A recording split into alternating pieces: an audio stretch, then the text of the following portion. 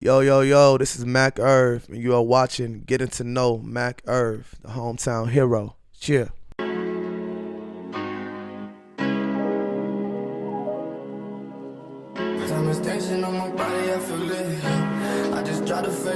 Come on, Ron. Welcome to a new episode of Getting to Know. I'm with the one and only Mr. Breakthrough, Mac Irv himself. Yes, sir. What's poppin', man? What's up? How's life? Life is great, man. I'm blessed, man. Bringing in the new happy year. to be here. Yeah, the new year was, first of all, happy to make it to this new year. Yes, you know what I sir. mean?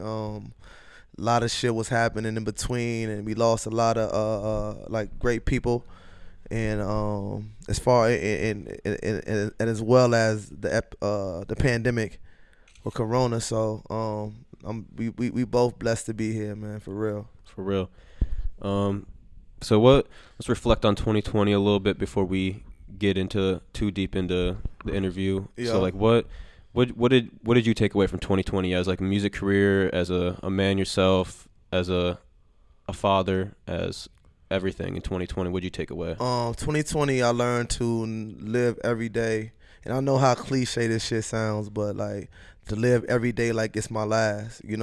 Every day I wake up and I have a goal in mind, and I'm like, you know what? Like I can't put anything off. Yeah. Because you really don't know if you'll have the next day, and I think when you start to embrace that mindset of like, dog, every day ain't promise, like you'll start to see yourself making like big steps towards wherever you want to go. Mm-hmm. And my mindset is even if I don't make it to that place, if I go out in that moment, will I feel okay with myself? I don't want to be on my deathbed or in between, like about to be gone, and I'm like, damn, I ain't do this, I ain't do that, I put this off to tomorrow. You know what I mean? So that's kind of like been my like new mindset of just like live every day like it's your last. Exactly. That's a good mindset to have, especially just 2020 really opened that up to me too. Man. I feel like you just gotta go. Stop quit waiting for shit, you know? Yeah, for sure, man. Yeah. Put your foot on the gas and keep going, you know? Let's get into it a little bit. Where are you from? I'm from North Minneapolis, Minnesota, man. The Lows. Okay. And you've lived out here most of your life, your whole life? Yeah, I grew up here. I grew up in North Minneapolis. I left for a little bit. Went to Norman, Oklahoma. Played at the University of Oklahoma for 2 years. Okay. Left and from there came back to this campus right here where we at and played at the University of Minnesota for 2 years, and then left again. Went overseas to Macedonia. I didn't know where Macedonia is, like, so if you don't know, it's like right beneath Greece. It's like Eastern Europe, like the old Yugoslavia. Played over there for a year, left there, played in Los Angeles with the Los Angeles Lakers D-League team, which is now the G League. Left there, played in Sioux Falls for like a few months, and went back to LA and ended up finishing my basketball career there. Okay. And now I'm back in Minnesota. So I've been a couple places. Okay. Yeah. So you went. How? What made you ended up doing music? Were you doing music while you were playing basketball? Man, I feel like, especially growing up where I'm from, man, and this could be a good and a bad thing, but music and basketball is synonymous. And also on a deeper level, it was like the two ways to make it out. I ain't see a lot of black lawyers. I ain't see a lot of black doctors, black real estate agents. You know what I'm saying? I just knew this is how you make your family rich, or this is how you change your family's life and create generational wealth. Now I know a lot more, and I want to do a lot more. I understand that music and basketball were just paths, or just vehicles to do that. But it just goes hand in hand. When I'm going to the games, I'm listening to music. When I'm leaving the games and I got homies who raps, I'm going to the studios, I'm creating songs. I never thought I was going to rap. I just thought I was going to be a record owner, like record label owner. Okay. I thought I was going to be like a CEO, which I do own my label. But I thought I was going to have artists, and I was going to just use my money that I made playing basketball to put behind them and give them opportunities. And I ended up like catching a bug after I had a surgery. After I had a surgery on my hip, I had tore my hip flexor. I had extra bone on my hip, and I had a 6-figure contract in Germany. And I had a surgery, and like after 4 or 5 months, I was like, damn, I'm not gonna be able to. I don't feel like I'm gonna be able to play at 100%. I can still play, so I gave it up, man. it was only kind of one way to let me know if I'm going too far. No, like, it's, okay. it's your, It was kind of only one way to I wasn't never really good at expressing my feelings. So I fell into like a deep depression, and I just started kind of writing it out. And after writing it out, I would just write it to beats, and I started writing. I called a couple of my homies. I'm like, yo, check this out. A couple of the homies that I knew would be honest with me too. I'm like, yo, check this out. What you think? And they're like, yo, this shit is dope. Like, keep going. So from the start, I kind of knew like, okay, I could do this. And after that, I just kept going. So yeah, so once your basketball career was coming to a close, that's when you started kicking it into That's the music when I was career. like, yo, I'm gonna take this seriously. You kind of fell into the passion of that. Yeah. So how long ago was it since? I mean, it's maybe since that moment, and then when that moment hit, how long until you got into the studio and started making records? Right away, cause I had some homies who I knew who were producing. Okay. And they had like did some tracks for like some people who were in the industry, and they had a tape out. It was that piff then, like back then, and I like would go on that piff, and I would like write to the beats, and I'm like, yo, just check it out, and I like started rapping to them, and it's like, all right, come through and record. So I would record on the beats that was on that piff at first, and they just started like giving me, they're called a commission, man. If I let you hear some of this shit right now, like this shit is still dope. I'm sorry that they stopped making music, honestly, but they had like some hard beats, and they started giving me more beats, and like mainly my first tape, the Certified Magnet, is between the commission beats and then Wonka beats, you know what I mean? But I probably got into the studio like a week after, 2 weeks after. I was like, and then when I heard myself actually on record, I was like, oh shit, I sound good. It's like watching yourself on film, like when you hooping or you play a sport, you're like, damn, I actually look good out there. And that kind of gave me a lot of confidence too. And then I recorded it, I put the record out when Twitter was popping. And then I just got a whole bunch of good ass feedback. Like nobody really hated on me, and I'm like, okay, I'm gonna just keep going with it. That's hard to come by. Most people hate way before they even like think about what you could be. Even for the fact that like when I played basketball, and I wasn't like the guy at the end of the bench. Like I was a guy. Like a lot of people who are like in the younger generation, a little younger than me, are like, yo, you my favorite basketball player I ever seen play. I played against LeBron James. I played against the Rajon Rondos. I was ranked higher than a lot of these guys. I went to ABCD All-American camp. I was top 35 in the country. Like, it was almost a thing where I guess some people could automatically think like, oh, you just doing this just because, like, you can't be serious about this. Like, we just seen you as Lawrence McKenzie, the basketball player. There's no way you're really gonna try to rap. But I knew I was gonna have to prove myself. And also I got to the point where I was so salty and so like hurt about losing basketball that it almost felt like I lost like a part of me, and like it was like I lost a life. And I just didn't care about what nobody said after that. So I just kept making music. I was happy to have a good response, but if I felt confident in it, so I was gonna keep going regardless. Yeah. And then you ended up making a song, like a U of M basketball anthem type song, I did. right? Yeah. Yeah. I did it. When did you make that?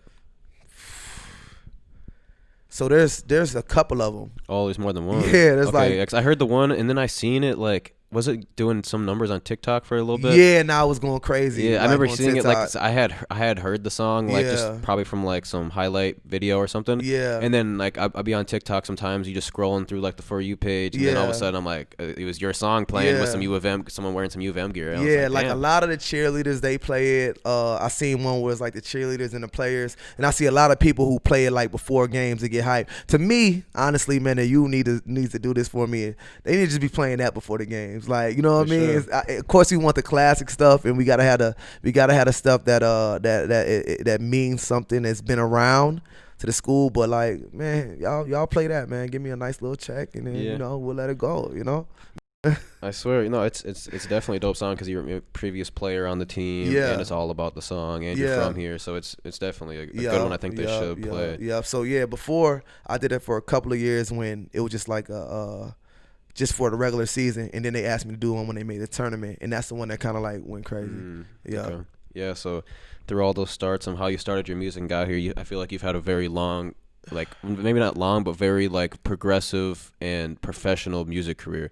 For how long I've since I've seen you making music, like Yeah. your videos have been on point. Yeah. Your engineering's been on point. Yeah. Just your like your steez or your look when people see you. Like you've always been respected from what I've seen. So I think like it's a great name for Matt Gerv, and then you got to the point where you're ready to drop an album called The Breakthrough. Yeah. You've released 3 singles so far off that. With videos. The first one is Hate Anyways with Tay Supreme. Yeah. I wanted that. I like before I even knew that was happening, I just wanted that to happen. Like I was like, so like even before you knew that me and Tay Supreme made, even like we're making music together. That's I was crazy. like this, like I shout just out seen Tay it. Supreme too, man. That's my man. He a solid dude, man. I really like that kid, man. Yeah. What did you how did you decide to put him on the tape? Because there isn't very many features. I is had there? a show. Nope, it's maybe 2 features on him. I had a show at the Caboose. What's the dude that be rapping super fast and he be coming up to people acting like he's like a nerd, but he be rapping. Futuristic. Okay. No, you don't know what it is. No. Okay, yeah. So yeah, he's a niche rapper. Okay. So Tay Supreme was on that show. And I Okay. watched him perform, and I was like, what the? Like, I hadn't really, I seen him before, but I didn't know a lot about him. And I was like, dude's dope. And I got a picture so funny. It was like a moment where I chopped it up with him, and somebody got a picture where I'm like, yo, bro, like, you're dope. We got to work together.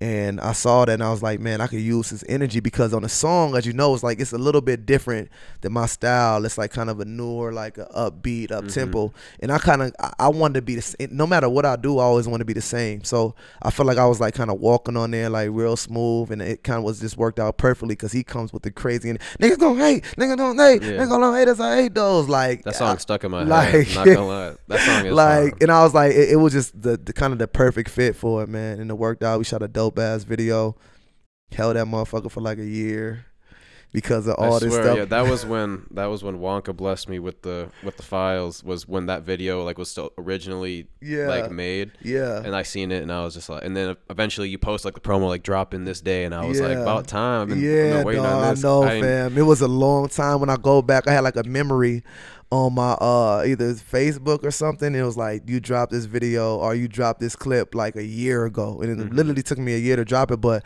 there was so much going on after like COVID hit, and then I had to make so many adjustments. But I think it all worked out actually perfectly, honestly. And the next video you dropped was The Breakthrough. Yeah. The visuals fire on that one too. Yeah, I think, man. Shout out Lensface though. Shout out. He's a fucking genius, bro. Lensface is fire. He's cold, man. I know. I might have to see what he. Holla at Lensface. He's the reason my videos honestly got way better is when I let him. Because before, bro, I was a hands-on, because sometimes with people here, you gotta be, you know what I mean? Like, if you leave it up to somebody else, you may not get what you want. And I was always hands-on. I would make my treatments. I would say where I want to shoot at. I would do all that. And then I did a couple with him, and the videos was cool. But one day he was like, bro, do you mind if I just, the first one he did was Say with Mac Turner. He's like, do you mind if I just, like, you just let me do everything, pick everywhere? And it just came out dope. And from there, I was like, man, do your thing. Or so if somebody else is at the video and like, hey, what do you think about? I'd be like, shh. Like, just let him work, bro. Like, let him work. And he always comes with the dopest product, man. Yeah, it's great if you got a guy that's down to do that. Love him. What is so that one's the title track, The Breakthrough of the album. How did you come up with the name The Breakthrough? It's kind of like, I guess it's pretty obvious that I felt when I was making this music that this would change the way people looked at me in not only Minnesota music but across the country. And my last project was the Misfit 55401, which was more of like a concept project about being from North Minneapolis, being somebody who grew up with a father that a lot of people, like 9 out of 10 dudes I know, ain't have a father around. You know what I mean? So it was a concept, and I wanted to break through about just me, my journey to the top and to where I'm at now, and then even where I see myself in the next few years. Like, that's what the breakthrough was about. And I felt like it was something that people could relate to on any level. You're either at the bottom trying to get out, you're either in the middle trying to grind to the top, or you're at the top reflecting on where you came from. Like, so that's what I like about that project. I feel like anybody can relate to it. And that's kind of where that song, the Celebration, comes in. Celebration's kind of, I feel like, kind of what you just said, like, you're getting to the top, reflecting back at what you've been doing, and just enjoying what you had to do to get here, and what is probably still even coming in the future after what you got coming. It's basically to me it's like a manuscript, man. And I think what works for me is like I watch a lot of interviews, like I watch a lot of stuff like this. I watch a lot of documentaries, just to know. Like I watched like even with Nipsey Hussle, like only thing that's separated me was I didn't quit. I done had times where I was down. I done had times where I didn't have it. I didn't think I was gonna make it. I wanted to quit. You know what I mean? And I think when you start explaining that to people that, yo, this is just part of the journey. This is part of the process. The work, dog, you're going to want to quit. You're going to get knocked down. It's about how many times you get back up. And if you keep getting back up, eventually you're going to find the strength to make it to you want to be. And that's what the breakthrough is all about. Sir, when is the release date on that again? January the 15th, man. We are less than 2 weeks away right now. Yeah. This will be up before then. So make sure you guys are ready for that shit. Man, January 15th. How many tracks? It is 16. Okay. Yep. I wanted to do something. And honestly, bro, I'm so crazy with it. Like what I do. Like I study like classic albums and how many songs they got on there, and like where this song, where the energy song started at, or where the song with the that's kicking the knowledge started at, or where the girl songs is at. So I wanted to be somewhere in the range of like 14 to 16. And there was like a couple songs on there where I was like, oh, this gotta go. And to me, when I listen, it flows so smoothly that I was like, this is the perfect place for that. Yeah. So did you like sit down and like, all right, it's time to make an album, and then you like started making the music, or was it, I have all these songs, let's put together an album? In the middle. In the middle of it? Okay. Yeah. So I was making songs. A lot of the songs that I was making didn't make the project, but a few of them did. And then I got to a point where I was like, okay, this is where I want to head to. And then there's songs on there that I made towards the end that are directly about like what the project is. But a lot of the music I feel like it's kind of easy for me to make projects because it's typically about like what I'm going through in the moment. You know what I mean? Like I feel like that's important. You can't explain what you're going. You can't miss when you're explaining what I'm doing right now.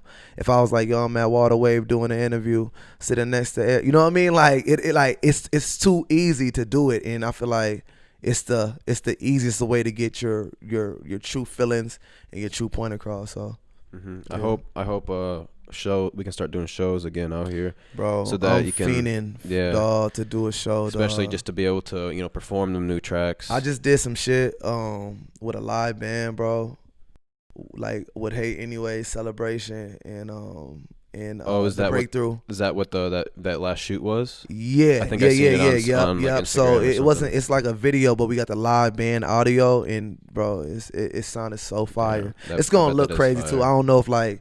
Not many people here are doing that, and that's my thing. Is like either with Minnesota music, I feel like at this point it's like raise the bar, y'all gonna come with me, or you get lost. Like you're gonna get lost in the wave. You know what I mean? And a lot of times like people don't realize that you just gotta go do a lot of things yourself. Yeah. Like people just think like, oh, there isn't someone doing this for me, so like it's just not happening out here. It's like, no, there's people that can do it, like doing a live band, recording, whatever. Yeah. You didn't just walk into a building and book your session like, oh, like all right, the live band will be ready for you at 3 o'clock. Like you probably helped organize all of that. Yeah, and that's the thing is if you want it, you'll find a way. Like that's all I say. Like that's all I think. Like I know I said in the song, like if you want it, you'll find a way to get it. And a lot of time people make excuses, man. And an excuse is just saying you really don't want it that much. Like that's just what it is. And what happens is I always understood this is if you build it, they will come. So if you get to a certain point on your own, people will start wanting to be involved in what you do. I met Lynn's face that same way. He's like, bro, can I shoot a video for you? I used to shoot for this person. And then that's how we got together. You know what I mean? I met Wonka by making music before, and he sent me some, hey, I heard your music. Can I send you some beats? That's how we got together. Same thing like with Prof. Like these guys I connected with didn't come to me and be like, hey, from the beginning, we're going to help you. No, I had to start doing stuff on my own. And then eventually you'll reach a level where people want to be a part of it, and that's how you continue to grow. So it's gonna go from Prof to J. Cole to Jay-Z to Diddy to, you know what I mean? Like that's my vision of it, because I'm gonna continue to grow. I'm gonna do this shit every single day for the rest of my life until the day that I die. Like I'm moving forward. Like that's my thing. And when you see me, you're gonna be like, damn, I can see he won't stop improving. He won't stop. You can't fail until you quit. You can't fail until you quit, man. I got Like, never quit tatted on me, so I ain't got no choice. You know what I mean? yeah, that's one thing I always tell people. They're always just like, what did you do to like make Waterwave like get to where it was? Yeah. And it's just like I just never stopped. Like Yeah. people will like do something for 6 months, even a year, and just think that that's long enough. And it's just like people go to school for 4 to 8 years. You know what I mean? Like if you man. like if you don't want to go to school, like spend the time that you would be in school chasing your dream. Yeah. And it should pay off by the time you would have graduated, or at least like gotten to a point where you're farther along. You can tell you got a different mindset. You got the right mindset, and it shows in what you do. And I think maybe because I don't know you like that. You know what I'm saying? Like we know each other from online. I met you at the show that before where Allen Kingdom and the Bobby Rap joint, but sometimes you just know when people got that. Mm-hmm. And you know when people got the right mindset, and you don't complain. You know what I mean? Like even if and I learned that too. Like you don't complain, you don't burn bridges, you just make it happen. And I catch you when I catch you. Right now might not be the time, but eventually you're gonna hear about me. And I think that you got that mindset. So I feel like y'all future is bright, bro, for real. Yeah, just gotta keep the head down and just That's go. it, bro. Step by step, man. Just put one foot in front of the other, bro. That's it. Literally. Yeah. Get back to you mentioned Prof. And you're working with Stop House right now. Stop House is managing me right now. Yes. Is that a new addition to your? That is your a new journey? addition. Honestly, this is my first real rollout of a project.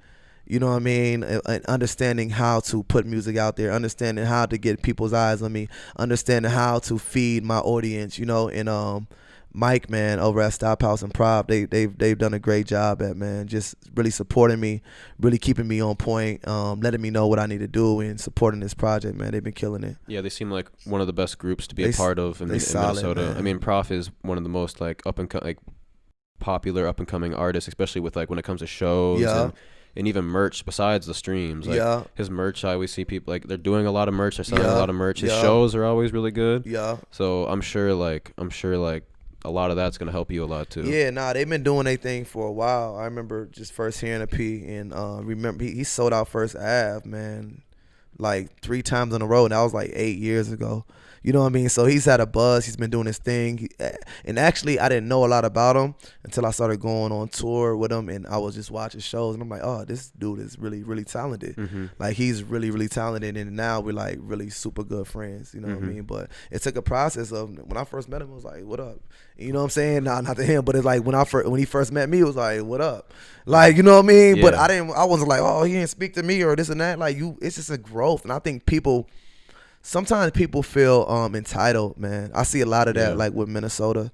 People feel entitled, and then if you don't rock with them that first moment, now they're your worst enemy. Literally. You know what I'm saying? All right, damn, bro. Like, I just met you. I don't even know you. Like, give it some time. Well, let me see you. Okay, oh, you doing music? Well, let me see you a couple videos. Let me see what you're doing. I don't have time to waste time. Yeah, you know what I mean? Yeah, I've felt that so much. Like I've had people literally like tell me that they're gonna take down my company, they're gonna overthrow me, like be better than me because I didn't listen to their song. Like, how would you know that I didn't listen to it? Yeah. Like, 2, it's just like if you're that mad that I didn't listen to it, like, isn't there like a reason? I'm probably doing something right then, you know what I mean? Like, exactly. Like if you're really getting that mad that like me as a person myself just didn't listen to your music, like you should be worried about just everybody listening to music. But it's just like I understand it though, because I mean that's why I'm doing what I'm doing, is to have that rep, and people want to do that. But it's like you're burning the bridge before I even got the chance to listen to it, or like, I don't know. It's just shit like that. Just blows my mind. If you're out there and you're a rapper, bro, just do you, man. Don't worry about what nobody else thinks, man. Eventually, if you're supposed to be on that platform, you'll be there, bro.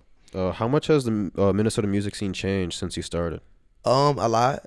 Honestly, when I first got into Minnesota music, especially I'm gonna say for North Minneapolis and like where I come from, as far as like artists that look like me, I think Rhymeseries has been doing their thing for a long time, and that's been going on for a minute. But like I feel like now the people who come from North Minneapolis, this east side of the St. Paul's, and all those different places in South Minneapolis who aren't Rhymeseries aren't with the Rhymeseries type music and backpack hip hop, are now finding themselves getting a lot more publicity and a lot more love. And it's through people like, you know what I'm saying, you guys, through people like the Wiseman Show, you know what I mean, through people who are trying to push this new wave of Minnesota, because to me, honestly, that wasn't a sound. Mm-hmm. You know what I mean? When I honestly, it just wasn't a sound. Like, that was not what I thought about when I thought about rap music. Was it a part of the sound? Yeah, because they created that.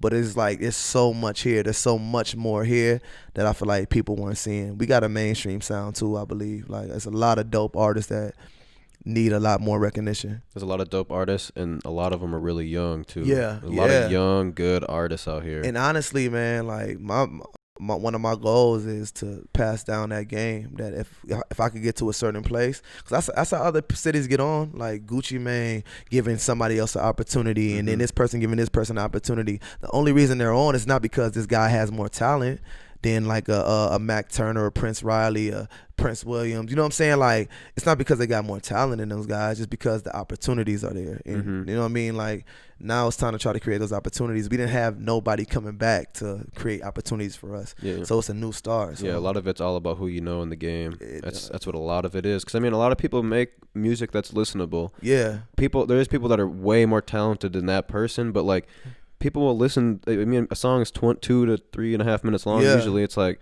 that. One song can blow up if you know the right people. If 100%. The right people are pushing you, 100%. and then you'll just gain the fans right off that. To me, it's like, how many times have you heard a song that you be like,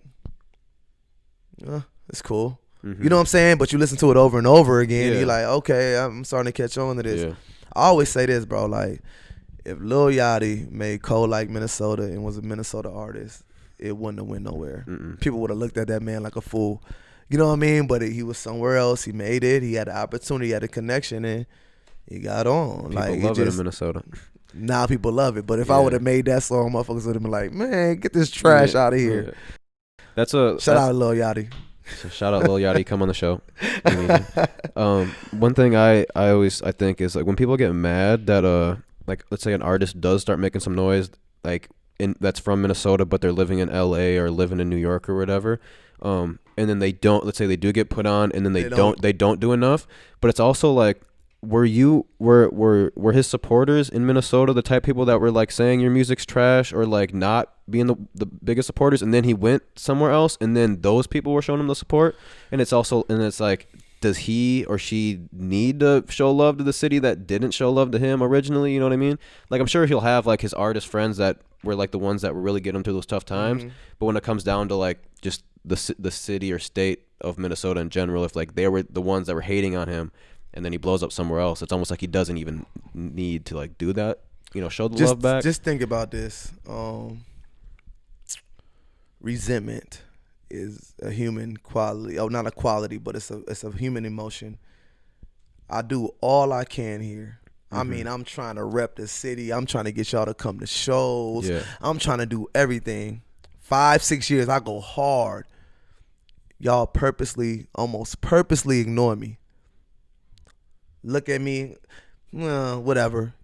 See somebody else and y'all go crazy, right? And I'm like, okay, I'm just as good. But then I leave, and then y'all show me all the love. How am I supposed to feel, bro? Exactly. Like, you know what I mean? Like, do you want to be the bigger person? Be like, you know what? I'm going to go back and get back to the city. But if you didn't help get me to that point, then why do you expect any loyalty from me? You know what I mean? Like, if you weren't there at my shows, why do you expect to be like, oh, he ain't put on for this and this and that? Like, I think that's called entitlement again. Why do you have entitlement for something that you didn't help push? Now, if y'all was the ones who helped really push what I did, and I was blowing up in the city, and everybody came to my shows every time I put out, and I was getting all the love, and I blew from here, yeah, I feel like I owe you that. You know what I mean? I know I owe you that. But on the other hand, I got a song about that. I'm already writing my next project about, is this why? Because sometimes I feel like that, bro. Like, I be like, damn, bro. Like, y'all don't see this video? Y'all ain't see what I just did with this? Like, y'all ain't going crazy over this? Y'all think this shit is normal? Literally. Like, y'all don't see how hard I'm going? Y'all, you know what I mean? Yeah, but you're not telling your friends. You're not trying to be the one to let your friends know first. Like, yo, have you heard this Mac Irv guy? And sometimes it be your own friends, your own family. They'll ignore it. They won't even pay no attention. I ain't see. Oh, damn, bro, you didn't see that? You ain't like a comment on that? You know, it's so. And it used to be like this, like, social media is not real life, but social media has became so much as you're on your phone all the time, fam. Like, so there's been times where you can't help but to kind of feel away. But I think for me, I was like, man, if I ever got on, I wouldn't want to continue the cycle of that. I would want to be the bigger person, and I would want to like really put on for the city and like really try to bring more artists with me, and then make sure those artists continue to pass it down, because at the end of the day, it's bigger than me. Yeah. You know what I'm saying? It's bigger than that one person. If you really want to put on for your city, you leave a legacy like that. That's why Gucci Mane is so popular. And it was like, if you remember, if you think about like the versus battle, like a lot of the younger kids was like Gucci, Gucci, Gucci. Even though Jeezy had some of the biggest songs, Gucci's legacy is much longer because is much stronger because of who he put on. And I think, man, that's important, man. I think you could be the guy to do it too. Man, I think I you've already been showing love to all the young cats out here. Like you have the song with Mac Turner, the Tay Supreme, and how you mentioned like the rest of the Royal Family Music Group before. You literally just mentioned them. Like you already talking about these younger guys. You know what I mean? Like, and you've worked with them, and I know you show love to even more than that, especially on social media and whatnot. But yeah, like you're doing the steps right that I think needs to happen for like an OG artist like yourself to be like out here doing his thing, making great music, but also like still showing love to the community because they're going to show love to you for sure at the end of the day. I think that's the way to go, and I definitely appreciate you noticing that, man. Who is like your biggest inspiration of why you make the style of music you do?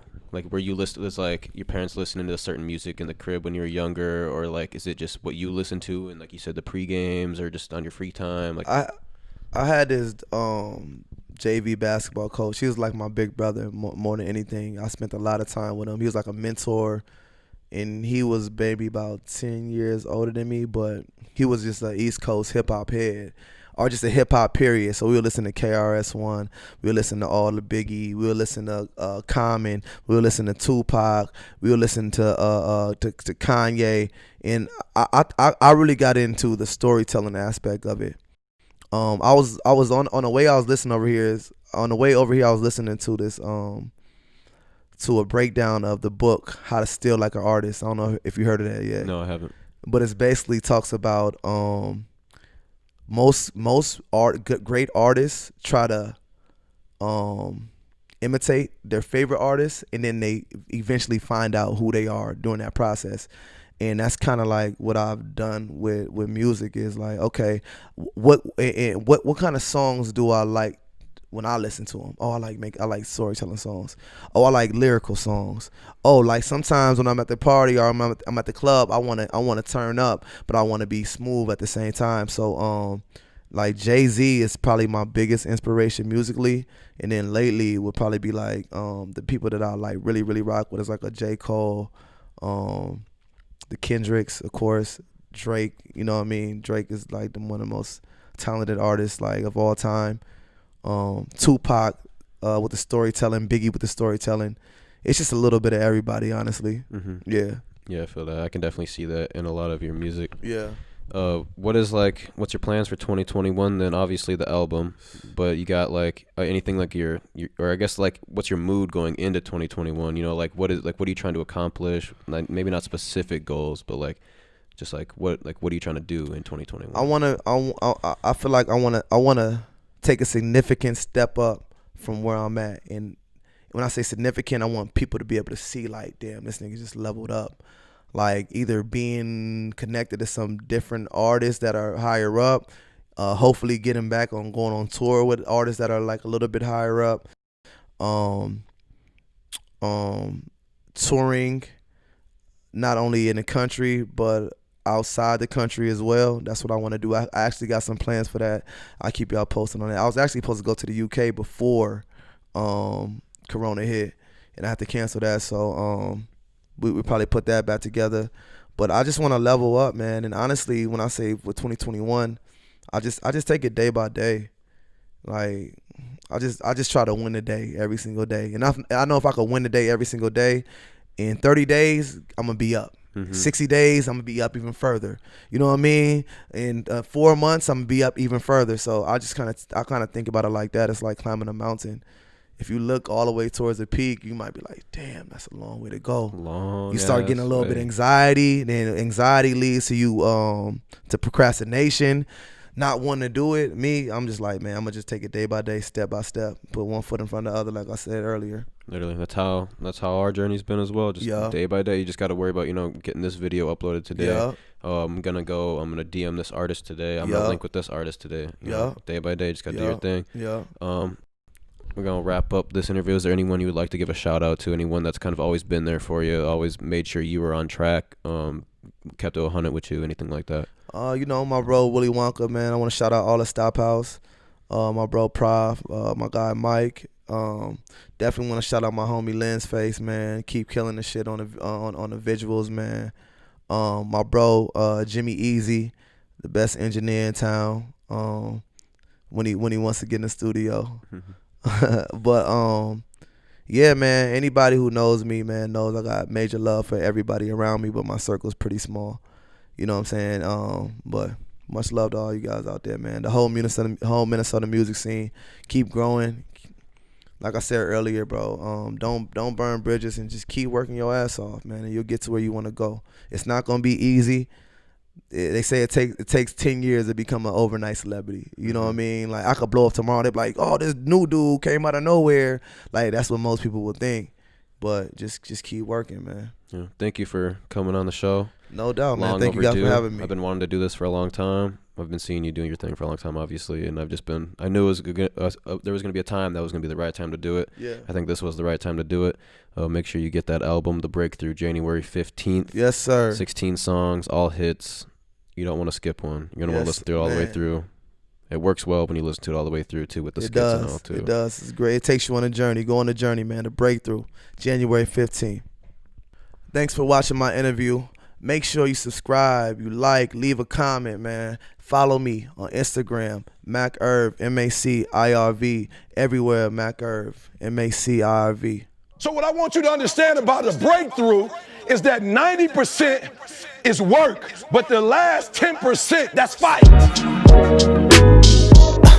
told niggas get prepared for the breakthrough. Yeah.